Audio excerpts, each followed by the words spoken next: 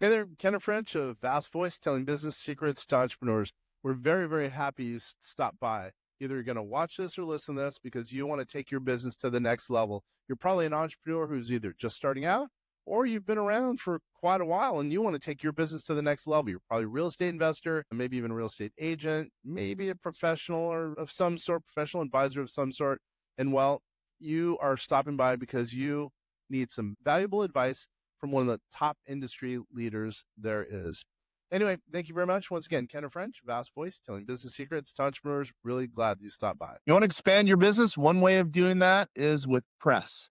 How about this? Jeremy Knauff is the expert on press, media, etc., and that's going to blow up your business. Jeremy, what's up, buddy? A little bit of everything, brother. Good to see you. I like that press, huh? I'm going to tell you, I got to admit this. I'm a little embarrassed to say this, but I used to not think expanding your business doing marketing press made sense. I know I'm an idiot, but now I know. I've learned, I've righted my wrong. So you're going to be here to help us add some value to the entrepreneurs who are out there. And I know you can add value, a thing or two about press, media, etc. Awesome, man. I will tell you, there are many people out there that I would describe as idiots. You are not one of them. So tell us a little bit about, add a piece of value to a business owner right off the bat. Let's not beat around the bush. Give me one piece of added value element that would help our people. All right, let's see. I will give you this. One of the biggest impacts you can have in your business is to develop authority status, because what that's going to do is it's going to help you cut through all the bullshit. When you're seen as a recognized authority in your industry, you don't have to go through that dog and pony show to convince somebody that you're the person that can solve their problem. All right. Give me, how do I do that? Really quick. How do I do that? So it comes down to a few different things. Getting featured in the media is a key part of that, because there is that third party validation, which that kind of comes from our evolution as humans, right? When, the caveman would see the other cavemen eating fruit off this particular bush, they knew that it was safe. So they would go and they would eat it, right? The same applies to when you see somebody featured in a major magazine like Entrepreneur or Forbes or Inc. You assume that that person has been vetted. You assume that that person is qualified, that they know what they're talking about, that they're an expert. And so this is why getting featured in the media plays such a big role in developing that authority status. But we also have to build a strong personal brand. And all of this is kind of like this symbiotic environment, right? If you have a strong personal brand, that helps you get featured in the media. Getting featured in the media helps reinforce your personal brand. And so it all kind of works together. But that's kind of the situation in the big picture. I've talked to some of your clients and people you've even been nice enough to just provide free advice, and they've said you're the man. So what is it that makes you the man that is so good at putting people in front of the press, etc.? I would have to say that comes down to firsthand experience and kind of the way that I got into this in the first place. Okay. So, that I had a health crisis several years ago that almost killed me. Mm-hmm. And I spent about 2 years on my deathbed. That was loads of fun, let me tell you. I'm sure. Loads of fun. Yeah. Yeah. But, when that first happened, I was running my company as a full service digital marketing agency. So we did, web design, SEO, social media, PR, everything. But when I had that health crisis and I basically disappeared from the world for 2 years, I was now a ghost. I was no different than some rando on Fiverr at that point, because I was not active. I was not doing things. I was not being seen. So when I got off of my deathbed, I had to rebuild my entire personal brand, rebuild my authority status. So I'm very much an action taker. I didn't want to sit around and make a bunch of plans and strategize. I just kind of jumped into action. And when I did that, I started leveraging public relations along with some SEO and social media to put myself back on the map. And when I did that, it blew up so big and so fast, way beyond anything I had done before. And, sometimes we get in the trenches and we get so busy with what we're doing, we don't really see what's right in front of us. And that's kind of what happened to me there, because I had this happen. And for about the next year, I just continued business as usual, full service agency, continuing to do that side of things. And about a year after that, I realized, this is incredibly powerful. I went from being a nobody to being back on top of the world in record time. And, there's so many great people in our circle who are amazing at what they do. They're really focused on bringing tremendous value to their clients. And then you've also got these other, kind of the internet marketing bros, right? The guys who don't really give a shit. They're just out there hyping themselves up to make as Mm, much money as possible, and they don't really care if they bring real value to their clients. mm. So what I wanted to do was elevate those people who are really focused on bringing real value, and in the process also drown out some of these scumbags who don't really care. So it was a double win for me, and that was when we pivoted to focusing entirely on PR. I understand. I totally get it. By the way, this is Val's Voice telling business secrets to entrepreneurs. We're hanging out with Jeremy Knauff, who is the media guru. You like that? PR guru, press I guru, love it. whatever you want to call it. So wait a minute. First, I always forget, how do people get a hold of you if they're interested in learning a little bit more about what you do, the resources you have, first of all? Man, I am easy to get a hold of. If you Google my name, I'm going to come up everywhere for like probably the first 10 pages in Google. I show up in all the AI tools. I'm all over the place. I'm not hard to get a hold of. Spartanmedia.com is our website. But yeah, you can look me up pretty much anywhere and I will pop up. I mean, this is what I do for a living. So of course I pop up everywhere. You better. And how do we spell your name, by the way? KNAUFF. Jeremy, Jeremy, and then last name Knauff. Okay. All right. So let's say I'm a real estate. Let's just say I'm an agent. I'm in whatever, the Dallas, Texas, Mhm. and let's say I'm making, I don't know, $250,000. I have a huge team under me of independent real estate agents. I want to get bigger. I have no press. I'm just starting to get a Google site, Google My Business or whatever they call it. Right. And I want to make a name for myself. I want to go from 250 to whatever, $1 million. Give me some thoughts. Give me a little bit of a strategic game plan. Yeah. So a few of the things that you can do right off the bat, and this applies even if you're just brand new starting off. Focus on getting as many recommendations, right? On LinkedIn, on Google My Business, on everywhere that you can possibly get reviews talking about Mhm. the value that you're bringing, right? So this is that third party validation we talked about. It's not the press, but it's coming from your clients, and that carries a lot of weight. So this is really important for a lot of reasons. One is when it comes to your Google business profile, it's when somebody comes and they look you up, they're going to see all of these reviews. So if there's a ton of reviews talking about how amazing you are, A, they're more likely to use you as their agent. But then beyond that, let's say you are at the stage where you're now talking to journalists, you're trying to get featured. You know what they're going to do? They're going to Google you too. And they Mhm. want to make sure that you're legit because look, if they feature somebody and they're using that person's advice in their articles and that advice is terrible and that's not a good person, then that hurts their career. So they want to make sure that you're legit. So if they go and they see a bunch of reviews, you are more likely to be cited in the articles when you're pitching them. So this is kind of tying into what I said before about how all this stuff ties together. All of it is intermingled. The other thing you can do is build a strong social media presence. So this isn't really about having a ton of followers. It doesn't really matter how many followers you have. What matters more is the engagement because any idiot can buy a whole bunch of bot followers. And then next thing you know, you got 100,000 followers and every single post is like crickets. Nobody's commenting, nobody's liking it, nobody's doing anything on your social. And that's a bad look because that, even though there's not something inherently bad going on, the lack of activity makes them question your legitimacy, especially if you have a large follower count. Mhm. So, some good ways that you can do that is, as an agent, you've got a ton of people that you're working with all the time. You've got the title people, you've got the mortgage people, you've got home appraisers. Collaborate with all of them and engage on each other's social media. And now you guys create this environment where you're all helping support each other.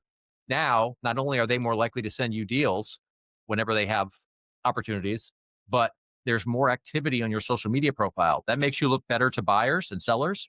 It also makes you look better to journalists. So those are some of the low hanging fruit that you can pick right off the tree really quickly and easily.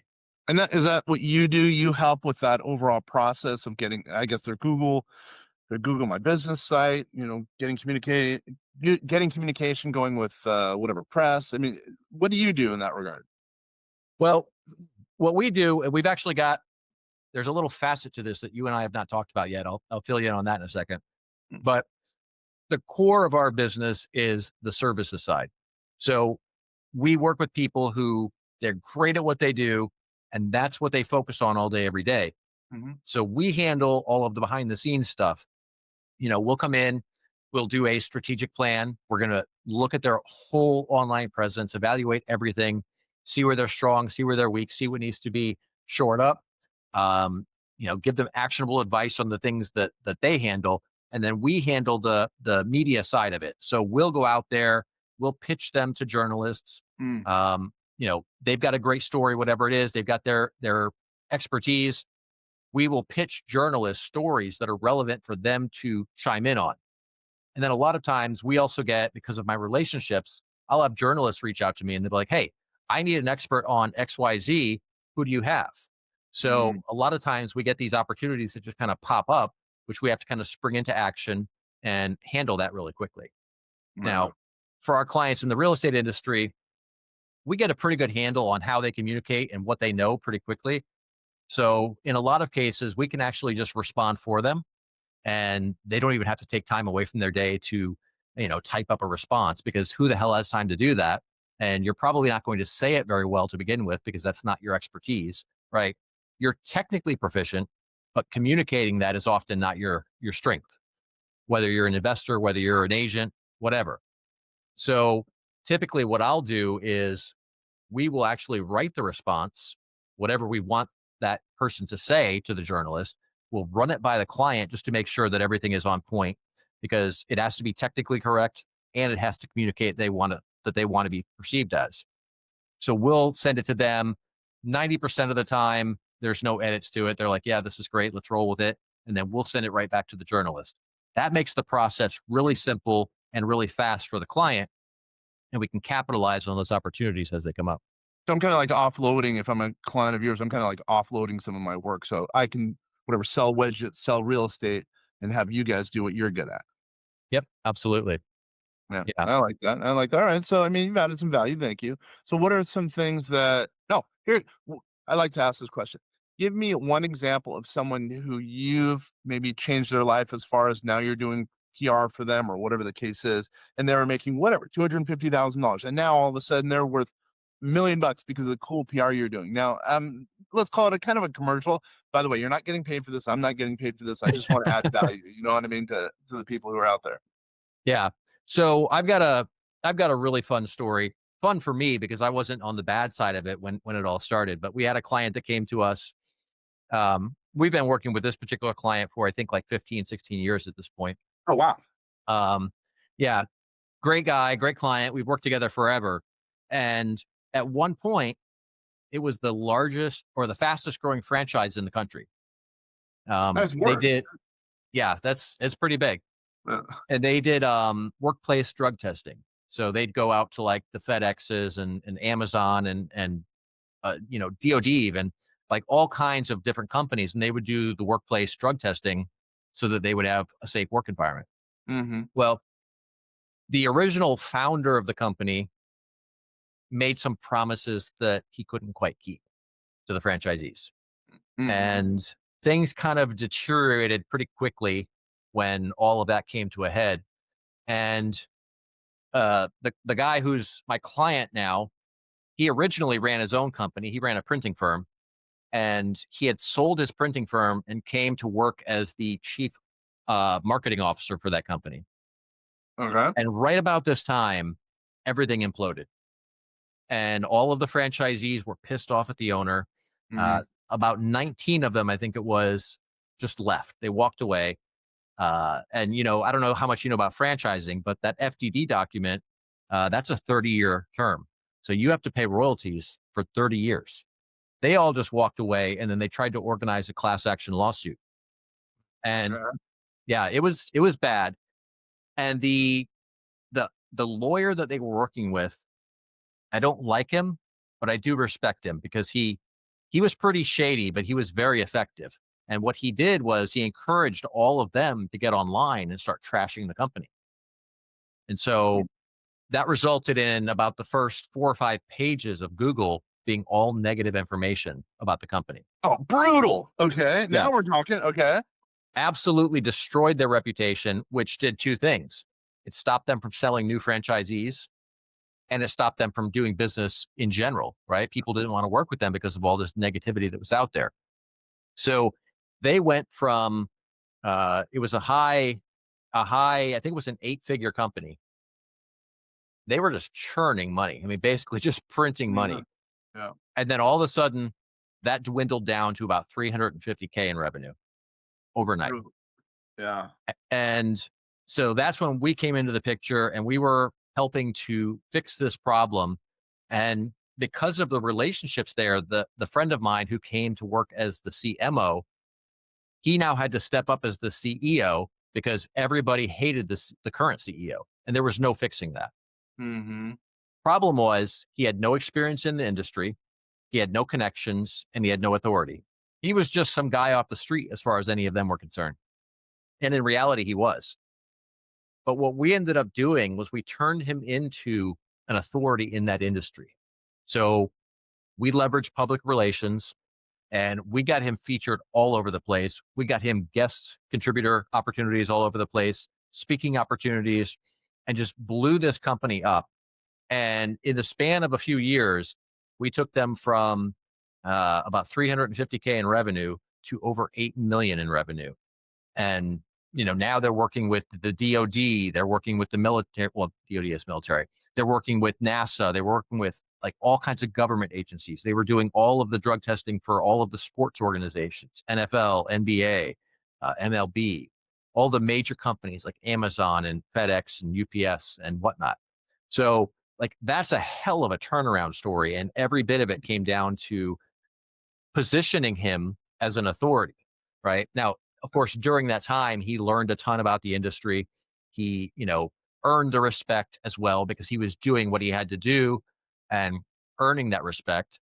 He also had a board position on two of the major industry associations, but complete turnaround story. And it all came down to leveraging public relations to put him in that position. Nice. That's a good story. I mean, the listeners, viewers out there are gonna like that. So here's another little question for you. So I'm assuming you do press releases, do you? Yes. Yeah. So it seems to me that, by the way, I love that story. That Thank blows you. me away. That just shows how you can add some value. Well, I'm going to go back. So with AI nowadays, I mean, everything's bot oriented, fake or whatever. And it seems like if you have authoritative voice out there, you're going to get more and more business. So that, I guess that goes to that story.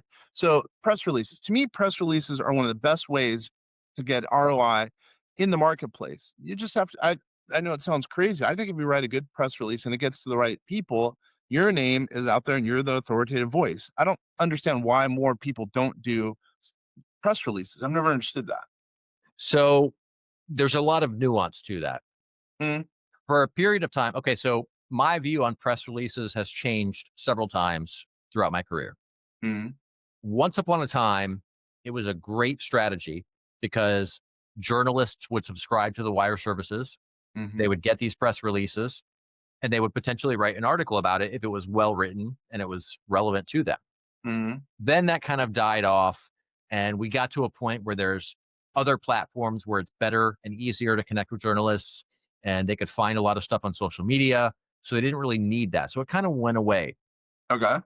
And then it picked back up a little bit, mainly in the SEO world where people were using it for link building, right? You Mhm, put out a press release and then of course it goes out to whatever wire service, but then it gets resyndicated out to numerous other outlets, mhm, AP, Yahoo Finance, etc.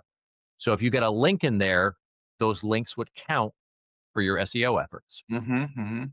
Eventually, Google did away with that and stopped counting those because people abused it. The do not follow list. Yeah, yeah, yep, Yeah, yep, yep. that's what marketers do. We ruin things. So It's all your fault, Jeremy. Yeah. it is.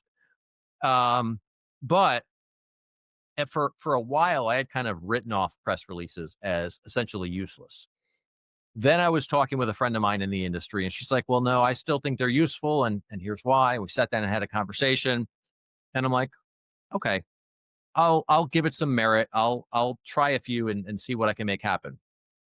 So still use them now, but I take Mm-hmm. a slightly different approach than most people do, because you have to be careful how you position it. So if you put out a press release, yes, that information is going out there, but let's say it gets syndicated to AP, like the wire service that we use. AP is probably the most prominent one that it syndicates through. Associated That's Press. Okay. right. That's not a feature. That's a syndication. So Mm-hmm. it's viewed differently. Now, the average person doesn't differentiate, but the media does. So Mm-hmm. if you're talking to a journalist and you're saying, hey, I was featured in the AP, they're going to look at you like you're an idiot, and they're probably going to ignore you. Because it So was if you syndicated. right, because it was syndicated, not featured. So Okay. it's all in how you position it. But the key is you can't just put out a press release and just expect magic to happen. No. So journalists aren't really subscribing to the wire services all that much anymore. So what I do is I'll put out a press release, but then I'll turn around and I'll build my media list, and I will directly pitch that story to journalists after the press release goes live. So I've got a nice, tight, condensed pitch, and then I'll have a link to the press release that has more information. And in doing that, you're kind of getting the best of both worlds. They're seeing the kind of enticing information in the press release, or I'm sorry, in the pitch, but then they can go to the press release right there with one click and get all of the information. And so this is something that we did with I wouldn't call it a SaaS company. It was more of a platform, slightly different. I don't know that nuance matters, but basically we were doing some publicity for a client that you know, and they had this cool platform for buying and selling properties. Mm-hmm. So I put out a press release, and then of course we pitched it to numerous outlets. But what I saw was, as we started getting organic traction, right? Journalists were doing actual editorial features. Other journalists would see both the press release and the Mm-hmm. editorial features and say, hey, there's something here. And they would just write their own articles on it, even without me pitching them or even reaching out to us. So if you take it from that perspective and yes, send out the press release, but then also directly pitch the journalists, you're going to get a lot more traction. And there's an important thing here. In fact, I talked about this at the family mini up in Jacksonville a couple weeks ago. The press releases play a role in you being cited in the LLMs. So Mm-hmm. they're looking at these major media outlets. So when your information is getting out in, whether it's through a press release or organic features, that's how the information gets into the LLMs. So if you go and you ask, Chat GPT about me, it has tons and tons of information because I'm all over the media. So press releases are a good way to make sure that you're cited in these LLMs. And this is critical today because, you know, for the last 20 years, it's been, if you're not in Google, if you're not prominent in the search engines, then you're a ghost and you're not seen as credible. Well, now it's getting to the point where if you're not showing up prominently in these LLMs like ChatGPT and Claude and Perplexity, then you have that same problem. You're not seen as credible. So those are the kind of two key reasons why I still think press releases are important today. Yeah, I think just like you're saying, I mean, they're a good foundation, but you have to do the follow up. The money's in the follow up, really. And I think that's a perfect example. I mean, you're right. I think writing a press release just for a press release sake, it's not going to get you probably what it would have gotten you back in the day. But now, if you're doing that follow up, that's really going to equal really real dough for you if you're doing it effectively, et cetera, et cetera. That's good. Yeah. Mm. Yeah. All right. So then here's a couple other questions about press. So I've seen that you're getting people on some cool media, some TV stations. So Mhm. give us some examples of some of the TV stations and cool shows that you've gotten people on, because I think it's pretty cool. People like to hear this. Yeah. So, I mean, TV is a great medium. I love it because it gives you the chance to not only use your words, but also your personality, your body language, everything about you. And that's something that people can really connect with. So I like to use TV for that purpose. The key is you have to be able to communicate very effectively and very succinctly, right? You have to have it tight so that you can say exactly what you need to say quickly, get straight to the point, but also make it something that everybody can understand. So I've got a client, for example, who I will literally never put anywhere near a TV camera. I Ouch. love the guy to death. He is a great human being, incredibly intelligent, incredibly generous, just a great person all the way around. But when I schedule a 30-minute call for him, I will block out 2 hours because he's going to f***ing ramble forever. Okay. And so I just know that that's not his skill set, and no amount of media training is going to change that. So if you don't have that ability, then stay away from TV All right. because you will end up looking stupid. In fact, I'll have to send you the clip later. I was on NASDAQ has a TV show, and I was on a panel with 2 other people and the host. And this girl was on there with us, and she presented herself as a media expert. But when she started talking, do you remember that old Miss America pageant when they were talking about world peace or something? And she's Uh, like, that's what it sounded like. It was terrible. It was okay. everything in my power to just keep a straight face and not bust out laughing. I felt bad for the girl, but at the same time, it was hilarious. But Although people are laughing at her, not with her there, but I get your point. yes, absolutely, absolutely. But it's really powerful because not only this, the segment airs, but you now have that video clip that you can repurpose. You can put it on social media. You can chop it up into shorts. You can do all kinds of cool things with it. And you could really repurpose all of your publicity. But I love TV because it has the ability to really convey who you are, and that attracts the right people in, and also repels out the wrong people. Yeah, I think you got someone. I'm going to say I might be wrong here. It was on Fox or Fox News or Fox Business, I believe, and it was like, Mhm. whoa! I mean, that's kind of cool. That person could repurpose it, use it for probably months or years on the website. Say, hey, I see it on Fox News or whatever. I would think that's Yeah. a big thing. So, and plus, it gives you credibility, you as a press guy, because you got that person on a major media source. Yeah, absolutely. And that all came down to a relationship. I talked earlier about how journalists reach out to me for sources. Um, we had put him in an article. A friend of mine was writing an article about something job related. It was Darren Carr was the guy you're thinking of. You're right. You're right. Yep. And they needed his insight. So I set that up, got the interview all put together for them. And then another show inside of Fox Business saw that and wanted Oh, to bring sure. him on as an expert. So they reached back out and we set that all up. Unfortunately for him, they changed the topic at the very last minute.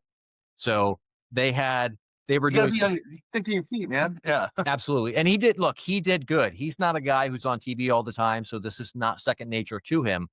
But they had some industries that they were looking at stats for. And then at the very last minute, they changed it to different industries. So he had to scramble, pull all this information together. And then so he's like, looking down at his notes and back up and just looks a little bit frantic. It But was the car industry, if I remember correctly. Dude, great memory. It was anyway. Sorry, keep going. yeah. No. But yeah, incredibly powerful. I mean, it was a show called The Big Money Show, which is a very prominent show on Fox Business. Yeah. Yeah. But now he's got this clip. He can use it everywhere. It really showcases him as an expert. I mean, these shows don't ask just anybody off the street to come on. That's exactly right. They're doing their research. You got to figure they've done a lot of research, talked to a lot of people in Darren's industry, and then all of a sudden they put him up there, and then all of a sudden, just like you're saying, all of a sudden he's the star of that industry, and he's the spokesperson for that industry. Yeah. Headhunting industry in that case. But all right, we're getting ready to close up shop. So what's one thing we have not talked about that you think can add value to a business owner who's selling widgets, who's out there trying to take their business to the next level? Man, one of the things that we have not talked about, and in fact, you and I have not talked about this at all yet, is I just recently did a soft launch for Spartan Community. And that's basically yes. It's basically a very low ticket community where it's like, I think we've got it set at $47 a month, right? And we're teaching a lot of the same strategies and tactics that we use in my agency, everything from PR to social media, everything across the board when it comes to marketing. we're teaching this in a private community. So that's something that we rolled out because I know there's a lot of businesses that are struggling right now, and they can't afford to hire an expert like me, to do one-on-one kind of done for you services. So this is something that we launched, and it's got not only is the education there, but it's also a whole suite of software that gives them so much leverage in their marketing. We've got a cool tool. I'll have to show this to you later, but we've got a cool tool that's tracking all of the trending topics, and then it's connecting the topics to their industry. So it's looking at whatever's trending, and let's say real estate. Now it finds a way to connect that. So for a while there, it probably has something to do with the where the sports seasons fall. I'm not a sports guy, so I don't know anything about that. But there was a bunch of topics related to basketball, and so it would take like, I don't know. Do you call it the captain of a basketball team? I don't know. Like what's Typically, the yeah. Okay. Yeah. So it would take like, some captain of some basketball team is trending. So then it would be like, it would take that and connect it to kind of his approach to leadership. And it would connect that to the real estate industry and how you can use that in your business. Right. So it takes these really cool trending topics that everyone's already talking about, and it connects them to your industry. And you can use that to create content. You can use it to create pitches. And it's a great way to get out there and you leverage these trending topics. It creates exponentially more visibility than just talking about whatever you feel like talking about, right? You may have seen me doing this on X a lot lately. I've been covering the Blake Lively PR crisis, for example, and some of the stuff with Google. Hell, I've got posts on there that have over 1 million impressions, Yeah. and that's using that strategy. So we've got a lot of cool tools like this. That's just one of them. I think we've got like 6 different software tools in there, but all of this stuff, the education, the software, everything is all rolled into that $47 a month membership fee. That's pretty smart for you as a business person. I mean, for people who are watching, listen, they should do something like that because it's a cheap way to learn about, press, build your business, just like what we've talked about. And we actually started a community not too long ago. It's $199 a month, but it's blown up, and it's the best thing that we've done as far as a business because now Love we're it. helping over 800 people who are paying $199 a month. Well, some are getting it in a free version, but it's totally helping people. So that's smart because it's a low buy-in. People are going to be hopefully making a lot of money. Their returns can be unbelievable because of something like that. That's pretty awesome. Nice work. And Thank you, man. how do we learn about that? Where do we go for that? If you go to community.spartanmedia.com, that's how you get there. I don't currently have a link to it from the main site, but that's going to be added shortly. We're actually in the middle of a redesign for the site. I understand. Can you repeat that one more time? Yes, community.spartanmedia.com. Awesome. That's been good. We've only been doing this for, 20-something minutes, 30-something minutes. I really appreciate this because this is going to add some value. The stories you have, putting Darren, on Fox. I mean, you're a good story. You really are. Thank you, man. So once again, this is Vast Voice telling business secrets to entrepreneurs, hanging out with Jeremy Knauff. Everyone, thank you very much for taking the time to watch and listen to this. This being, again, Vast Voice telling business secrets to entrepreneurs. Thanks, everybody.